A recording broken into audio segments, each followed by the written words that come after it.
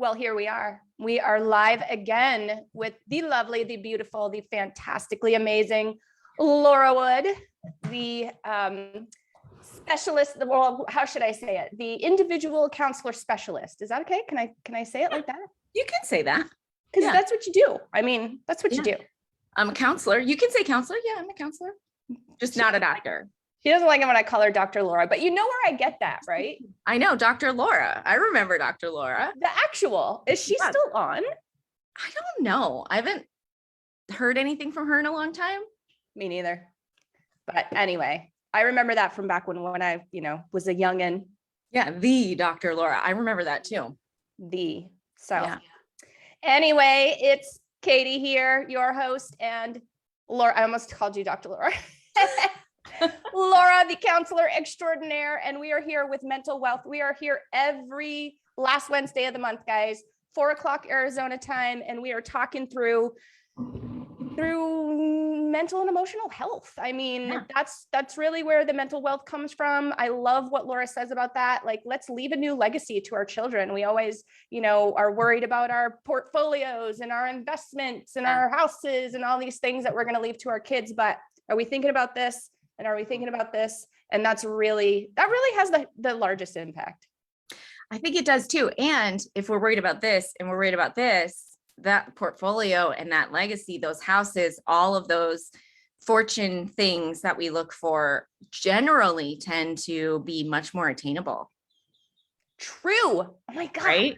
So true. Game changer. Total game changer. When you get your crap out of the way, all of a sudden you can focus on other things. Yeah. So the leave a new legacy, the mental wealth, as we call it, is a double entendre, because it's not just about our feelings, right? But we have to get through our stuff in order to get the good stuff. And that's what we all really want, right? We want just to be good and happy and okay and settled. And that's much easier to do when we don't pretend like the stuff doesn't exist. Exactly. Totally agree. Yeah. So I have stuff, you have stuff. So much stuff. It doesn't, I don't know if there's a person on the planet that doesn't have stuff. I mean, I think it's possible. Right. As humans, it's our experience. Right. I mean, it's, and we don't, like, mental health doesn't judge a book by its cover, so to speak, right? Like, it's all walks of life. It's everything that you can think of. It's funny. I can't get it off my mind, so I just have to talk about it really, really quick. And we don't have to get into it because I know it's like this huge conversation going on. The slap that was heard around the world, people. The slap. Okay. The slap. And I just have to, because I feel like this kind of goes into what we're going to talk about. I was having a conversation over dinner last night about it. And, everyone's like, well, which one was in the right, or which one, did the wrong thing or whatever. And of course there's all these, everybody has an opinion. And something that I brought up at dinner last night that I feel like not a lot of people really think deeply about is, physical violence, not a cool thing, right? Not good. No. Physical violence, not cool. It's not okay. But mental and emotional violence, which is what I called it. Yeah. Did I make that word up? I feel like I did. Okay. Somebody else has said that first. Well, abuse, violence, I think we say, but you can call it that for sure. That's a thing. Right. And I feel like that can leave longer scars and, or, deeper scars, I should say. That can leave deeper wounds. For sure. So when we're talking about, like, one of our big things where we talk about past trauma, no matter how small, I think a lot of times if, when I grew up, if my next door neighbor, friend of mine was being physically abused by his parents, I thought, wow, I'm not being physically abused. So, wow, they have it a lot worse. Yeah. But what I didn't realize is that there's mental and emotional violence as well. Yeah, there is. I mean, it's so much more than just physical abuse. I think sometimes the deeper scars that you're talking about might come from the minimization, right? Might come from the fact that people don't see it and therefore may diminish your experience or say, you don't have it that bad. You're fine. You're okay. Exactly. And I can't tell you how many times throughout my life I heard that. Yeah. Almost like you don't have the right to feel. And then it affects us later on in life, right? Oh my gosh. Yeah. Because if that's what I've learned, if I've learned that I don't have the right to feel, then I don't have the right to ask for help. I don't have the right to struggle. I don't have the right to need anything. So I feel really alone now. Right? Because I don't have the right to connect, because nobody can connect with my emotions, because they can't connect with my experience, because my experience is not real. And then because what? You couldn't even connect with it. Right. Yes. The relationship with ourself is the one that really drives how we are able to maintain and sustain relationships with others. First, connecting with our own stuff, saying, hey, I have stuff and it deserves to be heard, and it deserves to be seen, and it deserves to be validated. And have some acknowledgement, and have a little bit of compassion.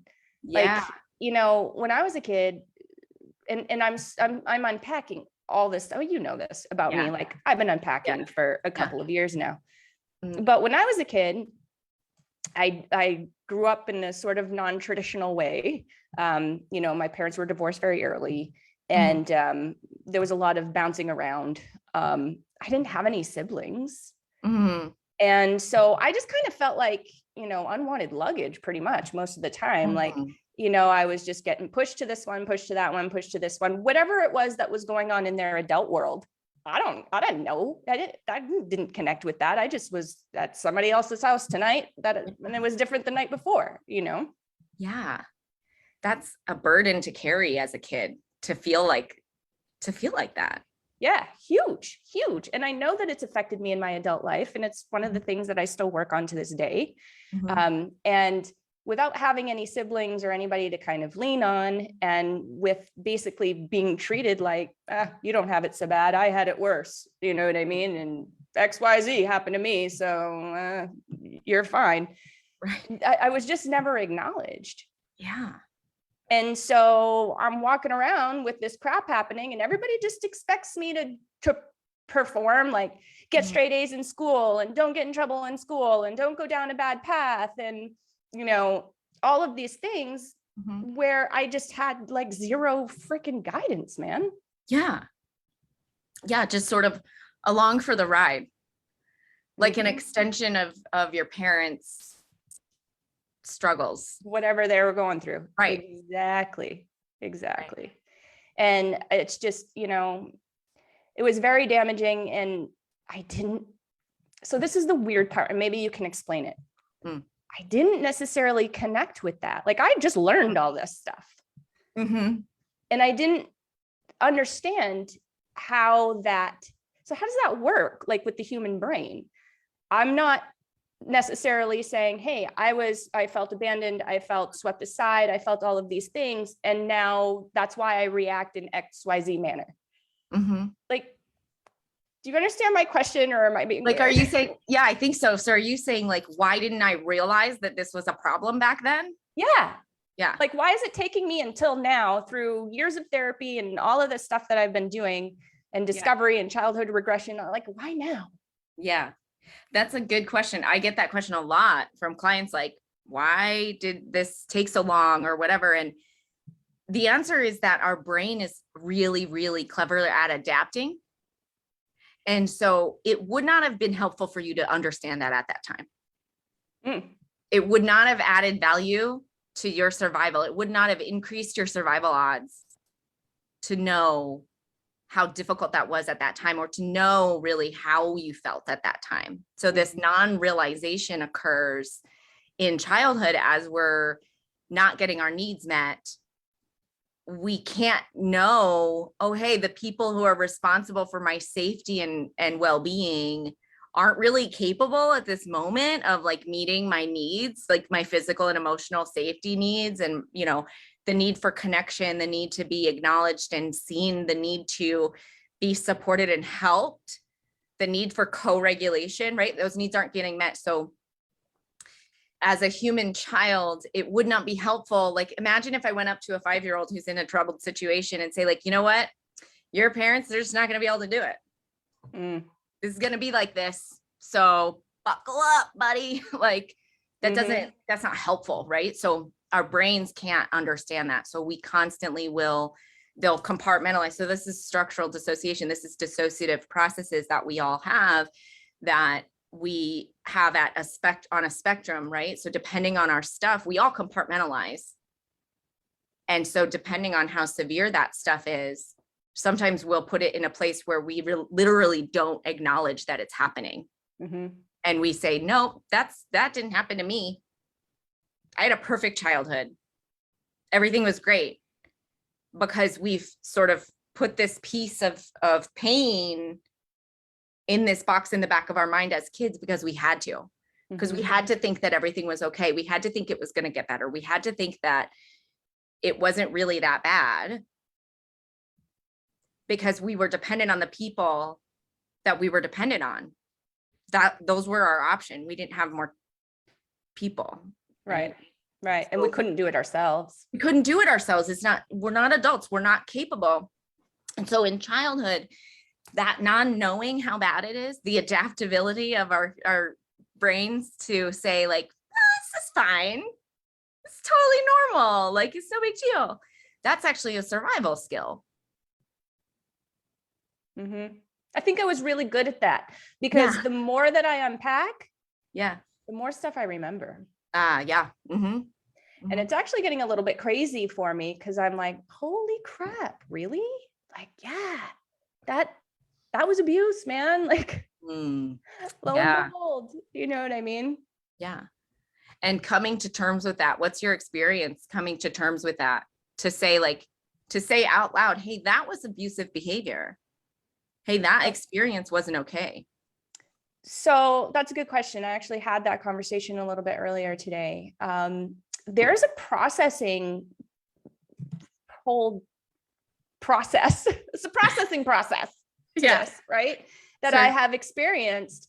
And it went from surprise to, and then acknowledgement to, like, yeah, okay, like, that was my true reality, to sadness, to being like really, really sad for that little girl that had nobody, to anger, to like, wow, you guys were straight adults and this is how we roll. Okay. Believe it or not, now for some of it, I'm in, is this weird? I'm in gratitude, because I wouldn't be who I am today. I wouldn't be here talking with you. I wouldn't be sharing these experiences and trying to open people's eyes up about mental and emotional violence. Like, I feel like there's a few things. I mean, there's many, many things that make me happy in this world, but there's a few things that I just feel like is truly my calling and truly the reason why I'm here.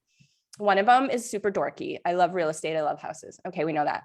The second one, though, is supporting women and helping women to be honest with their backgrounds and not be embarrassed about stuff that happened to them, especially as kids, because we had no control over that, right? No. And so I have gratitude and lots of it, because now, so I survived all that. Cool. Yeah. I broke the cycle. My kid's not going to grow up like that. Awesome. Like, number two, cool thing. And then third, I have all of this experience to share and to help others out there feel like they're not alone in this. That, like, just because, I didn't have the same experience as my neighbor that was very physically abused. Yeah, but I did have some stuff, and it left some long lasting scars that I'm still working through at nearly 43 years old. Yeah, it's powerful. It's like, it mirrors the stages of grief, what I'm hearing from you. Really? Yeah, it's grief, it's denial, right? It's bargain, it's anger, it's acceptance. Like, I don't remember all the exact stages, like, in order. I guess I should, because I'm a counselor, but whatever. I don't That's all right. It's not my specialization, whatever. I can look it up. Exactly. but anyhow, it feels that way, right? And so it's a grieving process. It's a process, like you said, a process of processes. It is. To come to terms with what we've experienced and to let go of our pain, because holding on to the pain is a sort of process that we have in our system in order to almost like reenact and solve it, right? So holding on to the pain is a way for us to get a better solution, to come up with a better resolution. But the reality is that the pain, as well as the childhood, is over. Yeah. You can't reenact your way through finding it again or resolving it in a different way. So closing that feedback loop in your brain means walking away from that. And there's a grief there. I can't have it a different way. Yeah. I can't and won't get what I needed during my childhood from those people that I needed it from, because it just didn't happen, and that's over. And that's really hard, which is another reason why it's so difficult for us to get past this stuff, because that has to accept that childhood is over and that we can't have it a different way. But the good news is we're not kids anymore. Those needs don't exist anymore. We don't need that same thing anymore. Right. We can keep ourselves safe. We can build new relationships and new connections with people in an adult way that feed us and meet our needs. So just because we're letting that go, it's almost like it's this conflict inside. It's like, I can't let this go because then I'm saying I won't get those needs met. No, you're letting that go because you're saying it didn't already happen. Now it's going to in a different way. So when you get past, when you get through, when you let that go by working through it, acknowledging it, accepting it, getting angry at it, being sad, gratitude, all of that process happens. And then you can say, okay, I'm an adult now. I'm free of that need. I'm free of my childhood needs, and I can accept and honor my adult self and my adult needs. And that means I can have healthy adult relationships and interactions, and I can be a healthy mother to my children and meet their childhood needs, not as a peer, right, but as their leader. Because and as long as I hold on, I'm not their leader. I'm the peer. Right. Which is giant, especially if you're wanting to break the cycle. Yes, yes. And, I hear a lot of people who, let's just say, for instance, avoid seeking counseling, or avoid not even seeking counseling, but avoid reliving or remembering and, talking about, and, well, I don't want to, the past is the past, it's gone, and whatever. And I didn't really feel any sort of fear with doing that. Maybe a little anxiety, maybe like, I just don't want to feel those feelings again. But I honestly don't think I could have gotten past it, through it, and sort of healed those wounds without reopening them again. Is that a normal thing? I mean, I'm assuming so. Yeah, for sure, because you have to acknowledge them. You have to claim them. Because the past is the past, it's over, it doesn't matter. That's not claiming. That's like saying, oh, it doesn't matter. It does matter. It matters. It matters in your life. It doesn't have to like feel like it's death, right? Like it doesn't have to be like this reliving horrible experience, because you can't relive. You're not a child.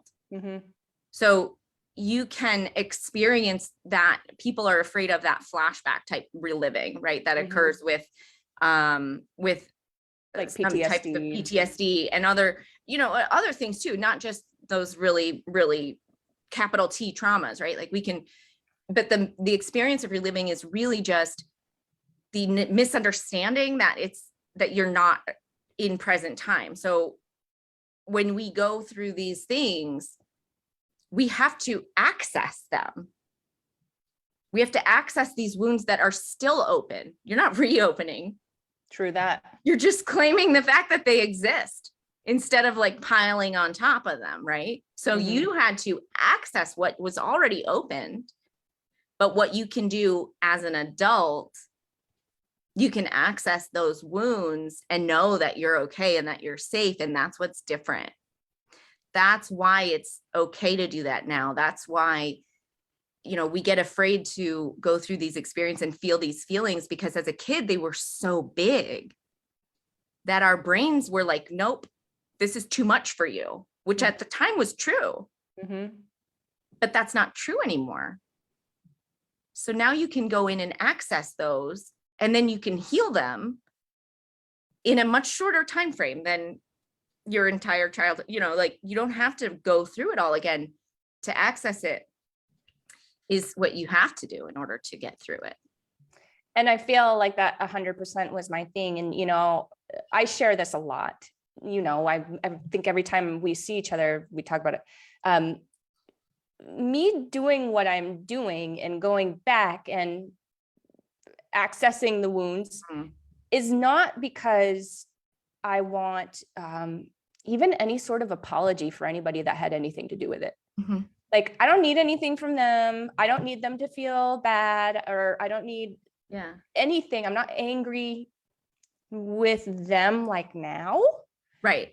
It's really just for me to grow, to acknowledge, to be like, yes, little girl, that is certainly the case. And you're an adult now, and, you know, things are different. But I feel like, you know, maybe you can tell me, of course, everybody's different. And I'm sure that their processing process is all different. But is that normal? Like, or do most people want apologies, want the people that were involved to do something? Because I don't. Yeah, I think it depends. I think it depends on where you are in your processing, right? Because at times we might feel like we want that acknowledgement, especially if our experience was denied, right? So especially if it was, you're crazy, that didn't happen. If we weren't believed, things like that. A lot of the time we sort of start with, I just need to be heard, right? I need it to be known. I need it to be validated and acknowledged so that I'm not wrong. I'm not wrong about what happened, because we've been told our whole life that that didn't happen. That couldn't have happened. You're wrong. You're making that up. You're just looking for attention. Those kinds of things, like, we do operate from a perspective of wanting and needing to be heard, but it is a healthy understanding that you have, which is that you don't need them to do anything. You don't need anyone else or anyone who is involved to change anything or right any of those wrongs, because you don't need that anymore, because you are a whole person regardless of other people's perspectives. So their internal experience of accepting and believing or not does not at all impact your internal experience, and vice versa. Your internal experience, you can be okay, even if they never say sorry, because you're not dependent on them. Not at all. And I don't need them to hurt. Right. Like, that's not going to help me. Doesn't help you. Right. Exactly. It's Right. it's not really what I'm going for there. So I just thought that was important to bring up, and just kind of an interesting,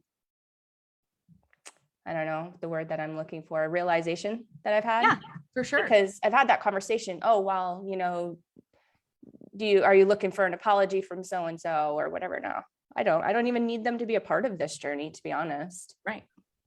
Right. It's unrelated to them in the present day. Very much. Very much. And that's hard to separate. I think it shows. So the journey that you've been through, from realization of, hey, there's some stuff here that I should probably work out because it's coming up, right? And today is it's not necessarily swift or short, right? So it's understandable to have been in different places along that journey with your level of like what you think you want from it, right? I can start out with one goal and then realize by the end, that's not at all what I need. Mm-hmm. And so when we are talking about this, I think it's important that everyone who's listening can have their own phase of that, right? That realization of, for me, this is what I would want. And then we can start there, no matter what that is, right? Because it might not be, I need this from other people. It might be, I need this for me now to prove something. It might need, right? Like we all kind of feel a different way when we feel like I need to right these wrongs somehow. Mm-hmm. There's a different place that we start for everyone, Mm-hmm. I think. Yeah. Yeah. I definitely agree with that. Certainly different for everybody. And, you know, I've been doing this for a long time. Mhm. It was probably, so you know that Matt's my second husband. Now the world knows. But I'm his first, yay. But I got married way too young. Oh my goodness. I was 19 when we got together, and, you know, not having any sort of mental or emotional help, and being fresh off of what I was just fresh off of. Right. Kind of thinking, just from being in a small town, I mean, that's what you did. You graduated high school and got married. That's what you did. Sure. You know? Yeah. So I was doing what you did. And I was married to him for almost 10 years. Mhm. And it was with that failed marriage that I kind of like stopped and took stock and realized, and so I'm 31 by this time, 31. And I said to myself, you know, I've never been happy. Mm. I've never truly been happy. Like, I was super honest with myself. Yeah. And I ended up connecting, and it's just funny how things happen, you know, good old universe. And I ended up connecting with this friend through networking, through business, whatever. And she introduced me to this program.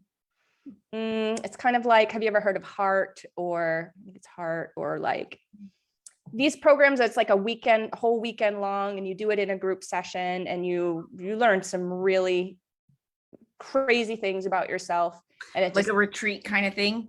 yeah. And you know, there's all sorts of things that you learn, you know, concerning trust, concerning judgment. And I learned some things that weekend that really pointed me in the direction of, you know, you got to get some help. You got some shit going on. It just really brought it to light. You know, there were a few really key things that I learned. Like, for instance, I think I've said this before to you because it's just so profound for me, but we're all crazy miracles. Like, and I'm sorry, I'm going to go scientific here real quick, but for 1 out of a billion little swimmies to hit the egg and to make me is like a 1 in a billion chance, right? Yeah. And I get the chills. I'm going to have to grab the tissues probably because it's just so profound for me. But yeah, so I'm important. Yeah. Because of that, like, well, that helped me realize that I'm important.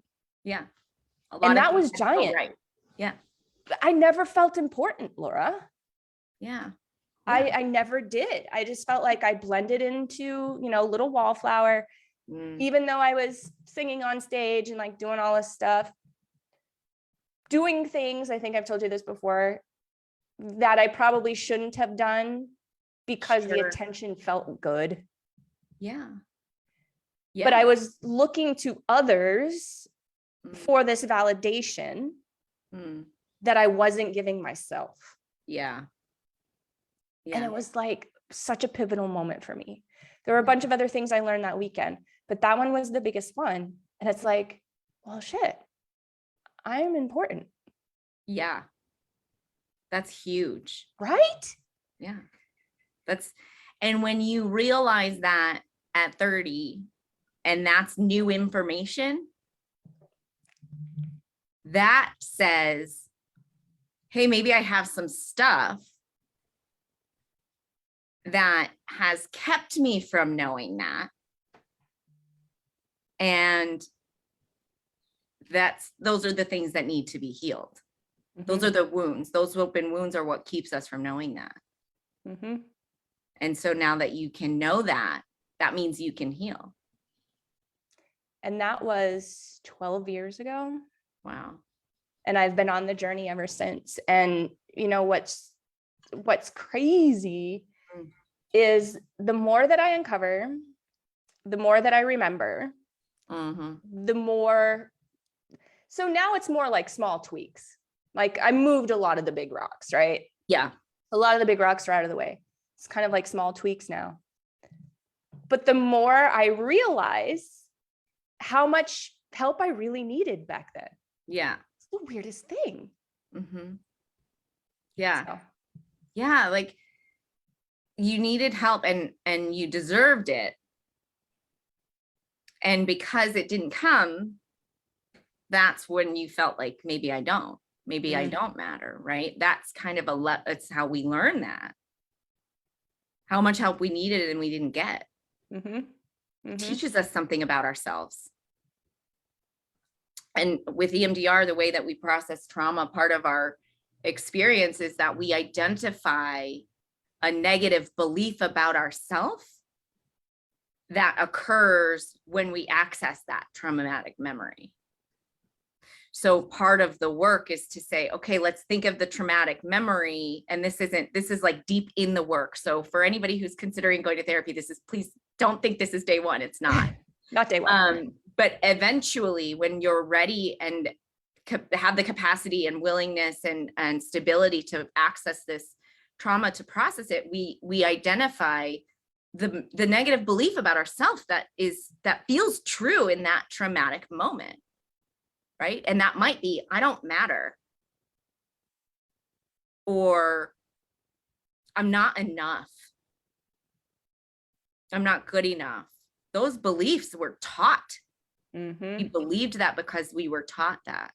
And conversely, we weren't taught that you absolutely are important, no matter what you say or do or think or accomplish or feel or want, you absolutely matter. That's an objective fact. It's not up for debate.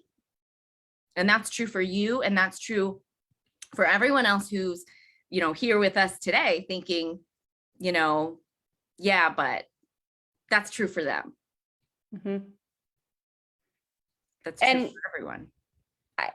I think also, so like using that as an example where I had that, sort of profound moment when I was like, wow, I'm important. I should actually think that. I feel like that is a learned behavior, like you said, exact 100%. Yeah. But it may not have necessarily come to me in words. It was some actions. Now I'm kind of unpacking that stuff and I'm figuring out, okay, this is probably where I got that idea. Like for instance, and this is something I've started to come out about, and well, we're almost done. We're never going to get to you, Laura. We're going to have to do it again. So I'll do it next week or next month. It's fine. This is something that I've started to come out about. And actually I was asked to speak about it more publicly. And I'm probably going to do that, but I was sexually abused 3 times before I was 9 by 3 different people. And, some of them they were all older than me, but some of them were children too. Just a little bit older. For instance, the oldest one was a 15-year-old and I was 9. And adults knew, not that they knew that it was like happening, but they knew it got found out at some point. Even like right in the middle of it. Yeah. Got found out for one of them. Yeah. And do you think anyone said, hey, 9-year-old, like I have an 8-year-old. Do you know how much like, this crushes my heart? Yeah. Because it in no way, shape, or form is a child that young anywhere near their fault, anywhere near anything they brought upon themselves. No. Like, I didn't get any help. It was just kind of like, oh, well, it happens a lot. And there was some shame and some guilting there. Sure. I felt very ashamed. Like, it was me that brought this. I should have known better. Dude, I was freaking 9. We're a child. Yeah. You're a child. Or younger. Yeah. You know? And so I feel like actions of whomever it is that is in control of you at that given time. And I had, like I told you, I was here, there, and everywhere. So it was, you know, multiple people. No one ever was like, hey, 2nd grader, 3rd grader, whatever, like maybe we should talk to the school counselor, or even like, you know, I get that maybe people are tight on funds and whatever, but no help. It was just like, well, make straight A's, see ya. And so I feel like it doesn't necessarily have to be, you know, you're this, you're that. It doesn't have to be words, like actions. That's why I felt very swept under the rug. That was a tough one. Oof. Well, thank you for sharing that. I mean, I wish that we were in the same room right now, because I like desperately want to give you a hug and say like that you deserved help. You deserved for someone to be like, hey, are you okay? Let's talk about what just happened. Like, are you, you know, what do you need? That wasn't acceptable. That wasn't your fault. That wasn't okay. And that's not tolerated, because you deserve to be protected. Yeah. So that's a tough one. I need a sec. For so long, I just felt like grin and bear it, trudge along and do the absolute best you can. And that's that. And I mean, you know, I know that I'm not going to say that my first marriage was destroyed specifically by that, but I know that that had a lot to do with Played it. a role. Yeah. Big role. And I mean, this was a wonderful guy. Like, not saying I want it back or anything. Like, there's a reason why we're not together, but this was a very sweet man who was very caring, who was a great person, who probably had some shit himself, but you know, really cared for me and really took care of me. And you know, now that I think about it, as I'm processing my process, I rejected that, Laura.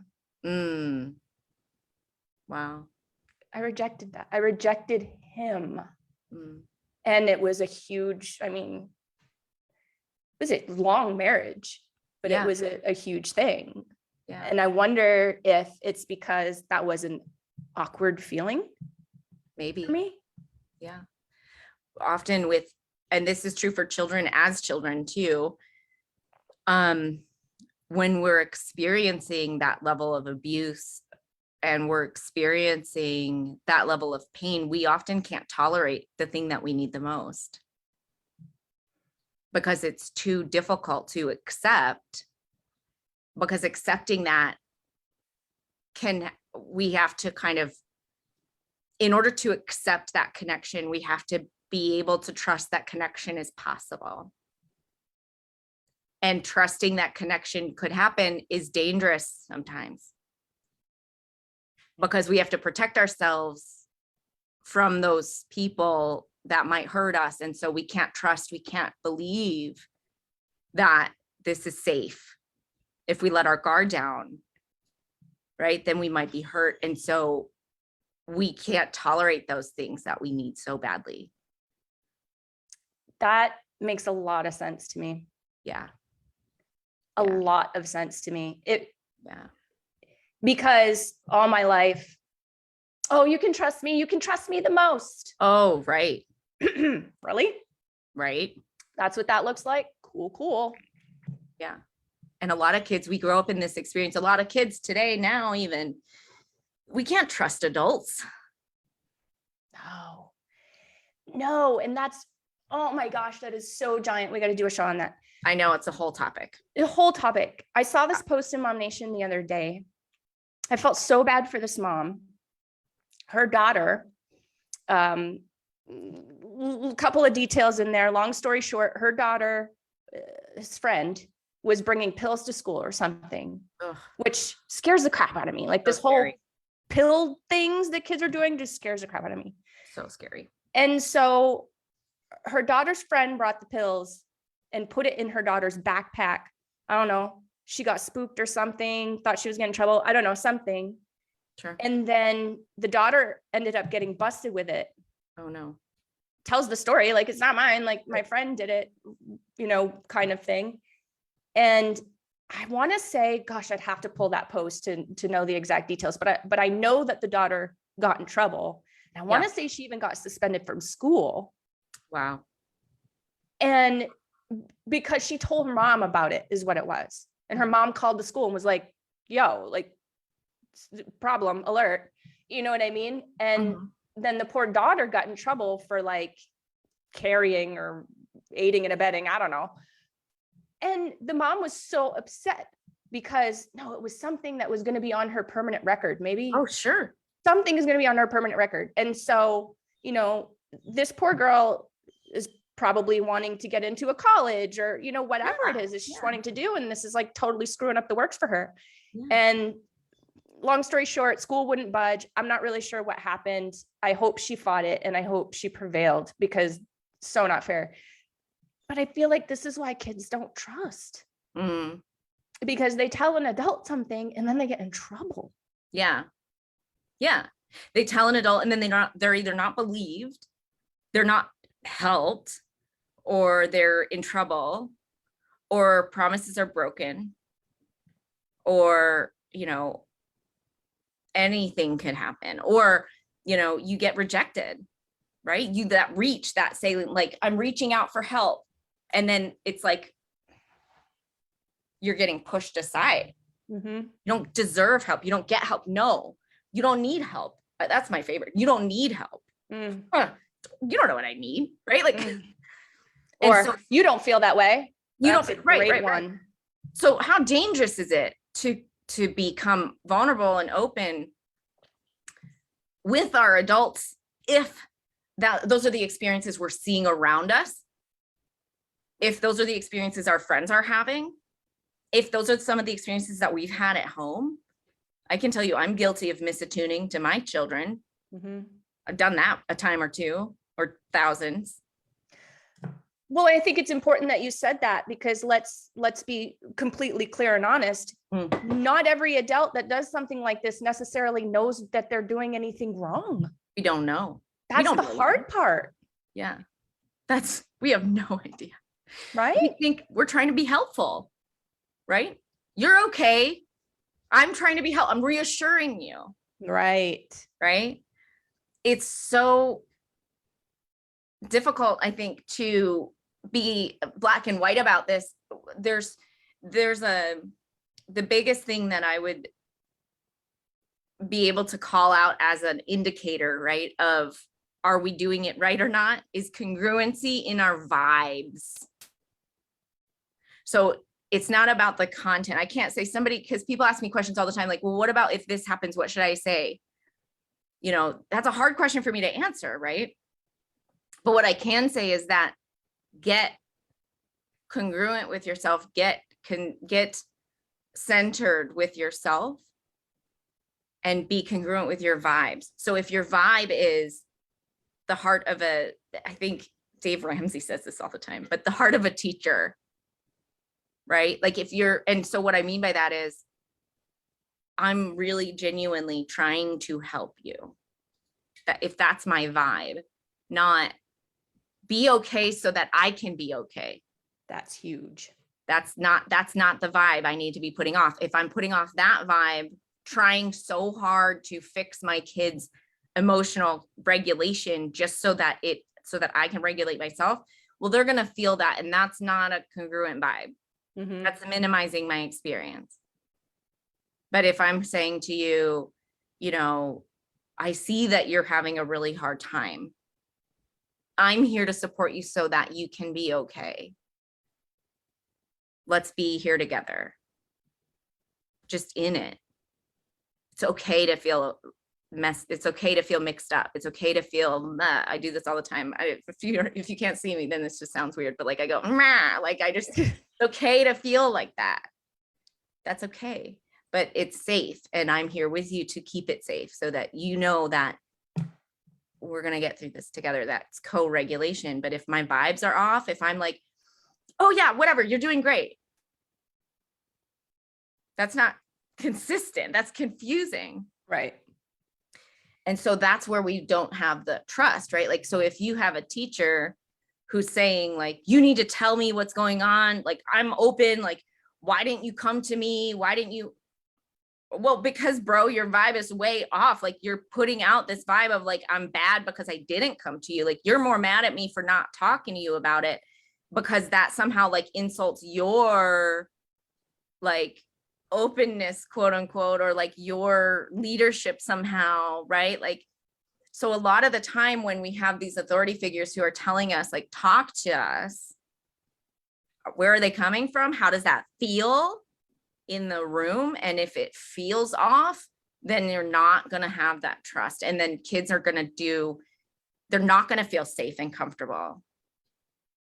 We've got to get our vibes right in order to have those real connections with our kids to help them feel really safe. That makes a lot of sense. I mean, so much sense. And I just want to be really, really clear, like just about my specific situation. And I know that it's a lot, it's the same out there for a lot of people is I'm pretty sure that the people that were in charge of me didn't like mean that. Right. They weren't like, oh, little girl, some shit just went down. That's totally adult shit that you should have never even had any experience with. Well, we're not going to get you help. Ha ha, live with that. Like, I don't think that was the case. I think they were probably dealing with their own stuff. And, you know, maybe there was some sort of,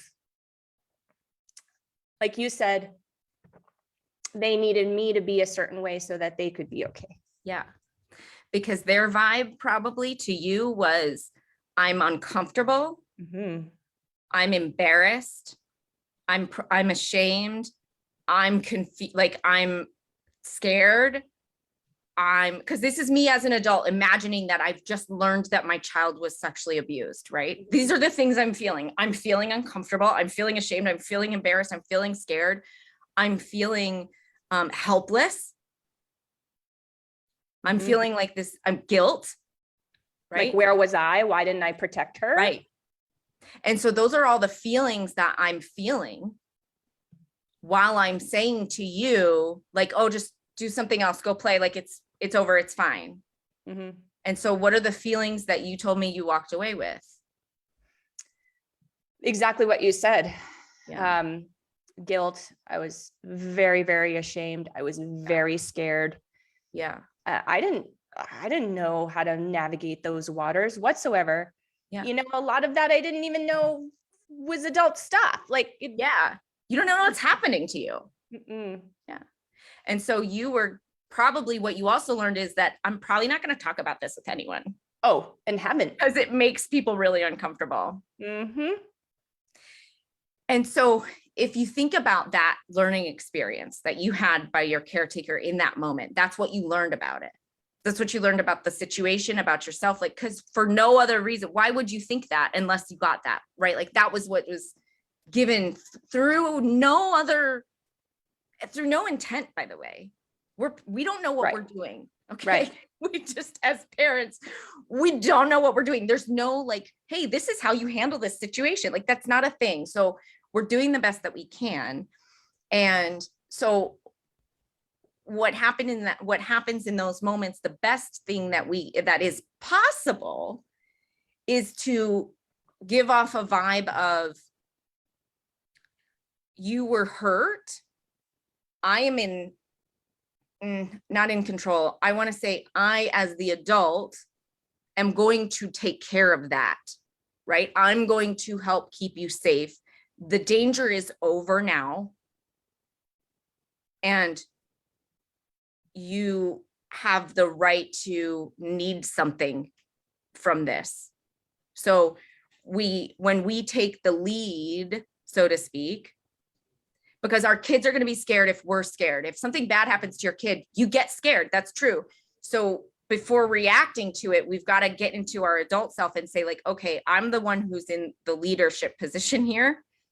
So I need to make sure that I'm showing that things are okay. I'm resolute in that it's over now. And that we're going to handle this in the most appropriate way, even though I don't know what that is yet. I just know that much. I know that I'm going to make sure that I keep you safe. And that means you're physically and emotionally safe going forward. And that also means that you might have feelings and experiences from this that I'm not able to, that I don't understand, but I am capable and equipped to get you support and help. And so then you learn something bad happened to me and my people took care of me. So, and I feel like that's how you feel wanted. That's how you feel important. Yeah. The act is the act is the act. The thing happened, right? But it's what happened after that I feel was the most damaging versus the actual thing itself. Most definitely. Most definitely. And it's, even if, okay, let's say we do it wrong in the moment, to come back and maybe even like hours later or the next day to be like, hey, that situation was scary for me too. And so I didn't know what to do. And I apologize that I wasn't there for you the way that you needed me to be in that moment.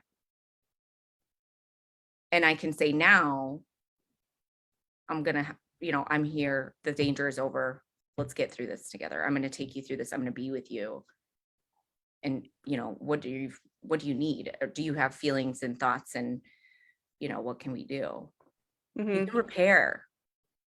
And you say that a lot. And I love that because, you've said, hey, I screw up with my kids and I come back and I say, yeah, my bad. Like, let's be real with each other here. I'm a human. You're a human. We're humans. We're figuring this out. I'm doing my best over here. But I feel like sometimes as parents, we maybe think that we can't do that. Like the way that we behaved and the way that we handled it in the moment, we kind of got to like support and stick behind. And there's really no reason for that because like you said, be human with your child. And I think that teaches them a lot too, because in life, right, they're going to screw up, maybe handle something in a way that they would prefer they handled it differently. And then if we're not showing them that, look, you can go back and kind of ask for forgiveness and share your vulnerability and humanness with another, like, I feel like that's so giant and valuable for teaching them how to navigate relationships. Yeah, it absolutely is. I was thinking about this as you were sharing it. And can you imagine that if in your relationship with your husband, you thought that when you made a mistake, it was permanent damage that you could never undo? Oh my gosh. Right? Like that's not anyone's reality. No one's. But we believe that as parents and kids. Why? Maybe because as a parent and we are working through, and like the sun is like in my, sorry. So I'm getting all liney. Anyway, we're working through our own stuff as the parent and we're feeling shame. It's not that we're afraid to face our child. They're a child. Right. We're afraid to face ourselves. Yeah, that makes sense. And so if we've got that stuff, these are indicators, right? Hey, this is kind of holding me back because I'm unable to say to myself, like, hey, I made a mistake, and say to my child, because I'm so scared that my child is going to believe that I'm like a dummy or something. Like, they're not. They're probably just they're going to respect you more for one. And they're also a child. Like I think we over emphasize, like we do this to ourselves. We think, oh, I'm teaching my kid that, what I say doesn't matter, or like I have to be, like we kind of psych ourselves out, and that holds us back a lot. It holds us back from being able to make those repairs with our kids, and we can't have healthy conflict without having experienced healthy conflict. Yeah, great point. So conflict without confrontation is something that a lot of us are very, very avoidant of. Mm-hmm. Right? Like, so we just say like, oh, it's fine. It's fine. It's fine. It's fine. It's not fine at all. Mm-mm. And so that's right now we're incongruent again. And that vibe is going to translate to your relationship with your partner. They're going to be like, what's going on with you? And you're like, nothing, I'm fine. Why aren't we connecting lately? Well, I don't know, maybe because you're not being genuine, because you're not fine. Like, so it's everything. It all starts with us getting centered within ourselves to say like, hey, okay, I've got this stuff. But the good news is once you acknowledge I've got this stuff, then you can know for sure that this isn't that. So I can have a place that fits for that old stuff, because that place is therapy and or yoga and or meditation and whatever, right? Like whatever your thing is, where you allow that stuff to exist with you and you claim it, wherever you claim that stuff, just by claiming it and giving it a resting place that isn't, the darkest corners of your abandoned attic brain, right? Giving it a resting place and inviting it into your life to exist in the past is very different than pretending that it doesn't exist, because then you're not living in the present. You're living in an imaginary world where time isn't real. And then you're just constantly being triggered and ruled by your old stuff, and gets in the way of your relationship. Like you share with everyone. Yeah. Marriage, relationship with your children, friends, family, new family. We got to duck out now. It's time, but it really played into, we'll have to do another show on this one too, because this one's kind of important, I feel like, but it played into my relationship with my in-laws. Yeah. So we're going to leave you with that cliffhanger, and we'll be back to talk about that next time. Thank you so much, Katie, for being so vulnerable and open. And it makes a difference. And I hope that when people hear that story, hear your story and your bravery, they can say to themselves, hey, I am important too. Yeah. Everybody should realize their own importance and the 1 in a billion chance that they're here, and they're here for a reason. And, it's just giant ripple effect. We're all connected. And anyway, big hugs. I love you. I love you. I'll talk to you next time. All right, guys. Yes, next time it is. But if somebody wants to get in touch with you, have a consultation, talk this kind of stuff with you, because you're amazing to talk to about this kind of stuff, how can they get a hold of you? On Facebook, my name is Benaviri, Benavieri. And you can reach me that way online too, benaviri.com. Pretty easy. If you follow Katie and go into MOMnation, I'm in there too. So you'll find me. Absolutely. And if you go to YouTube, we have a playlist of all of our shows, Laura and I's shows together, and that is under mental wealth, and it's at MOMnation USA is our handle. So hopefully we'll see you there. All right, guys. Bye. Mwah.